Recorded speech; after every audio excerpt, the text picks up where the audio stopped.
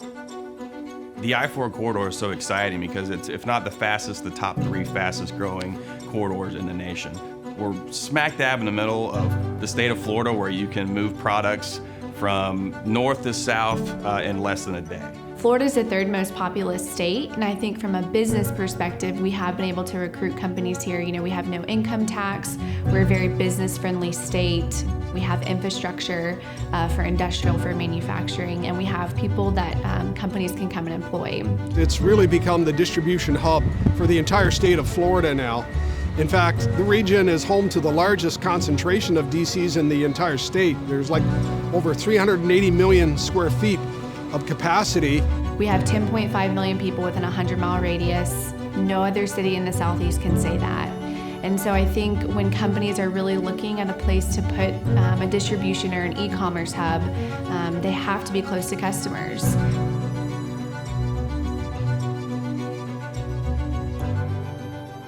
So historically, distribution and e-commerce companies located in Atlanta as a way to reach their Florida customers. But as density grew and as Florida grew and our population grew, it makes sense to be close. What we saw over the last 5 or 10 years was just the growth in retail, distribution, obviously furniture companies, e-commerce, food and beverage. Lakeland has always been known for having the Publix supermarkets headquarters. Because Publix has their distribution, their manufacturing, and all their food manufacturing here, we have the infrastructure to attract all of those same users. Best Buy has located here in 605,000 square feet. We have PepsiCo, they've leased over 1 million square feet in the State Road 33 area. Conn's Furniture just opened their first Florida distribution facility here. 2013, 2014, Amazon came to Lakeland. They built a 1 million square foot warehouse, and that really put us on the map. Even though we already had 4 other 1 million square foot facilities, having that household name in our community was a pivot point for Lakeland. Since then, we have attracted an Amazon Prime Air cargo facility that is currently under construction. It's not just Fortune 500 companies that are located in Plant City. You've got a lot of mid-cap companies that are locating here to support or service those large companies. And as much as we love our 1 million square foot users, we have to have space for smaller users as well. They're just as important. We have a lot of small manufacturing, R&D, who provide very high skill, high wage jobs, and that's very important for our economy.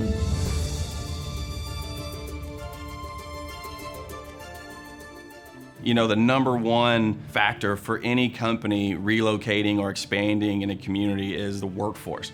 If you don't have the people to create that product or move that product, you're not going to locate in that community. We look about a 15-minute drive time around Plant City, and you're approaching 500,000 people within that 15-minute drive time. From a skill set and a labor force perspective, because we have such a diversified economy, that's a huge advantage for us in Central Florida because we have so much industry here. The cost of living is also substantially lower in Central Florida as compared to the metro areas. So it's a win-win. You get people that want to not necessarily live in the metro, they like more of the rural or the suburban feel, but they also get companies coming in that benefit from their lower cost of living.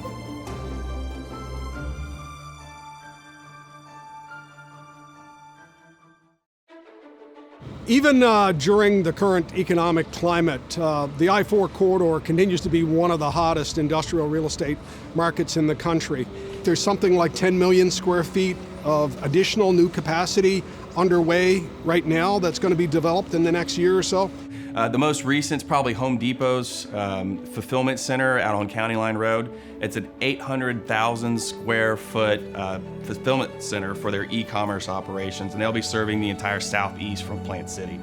You've got Ace Hardware Corporation, another up to 1 million square feet of industrial space that they're going to be leasing here in Plant City and serving the entire state and beyond. We also have SunTrax, which is technically located just off the Parkway in Auburndale.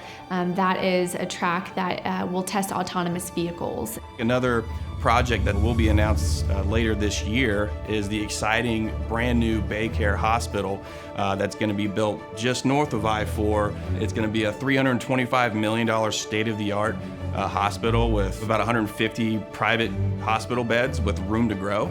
That's going to completely kickstart development north of I-4. Until recently, importers and exporters in the I-4 corridor didn't have any choice but to use far more distant ports, which really cost them a lot more money and a lot more time. In the past 12 months, Port Tampa Bay's added 8 global carriers providing weekly service now to overseas markets, and this has been a game changer for those companies to be able to have 2, 3, 4, 5 round-trip truck deliveries per day between the port and their distribution centers along the I-4 corridor. So that's made a major difference to save cost and time for those companies. We're growing, it's happening in Central Florida, and the reason is just that growth, the collaboration between our different partners at the state, the counties, the cities, our ports, our airports, our universities and colleges. We're all working together to accommodate this growth. Companies want to move to a place where their employees and their families can thrive, and so I believe that Central Florida provides that.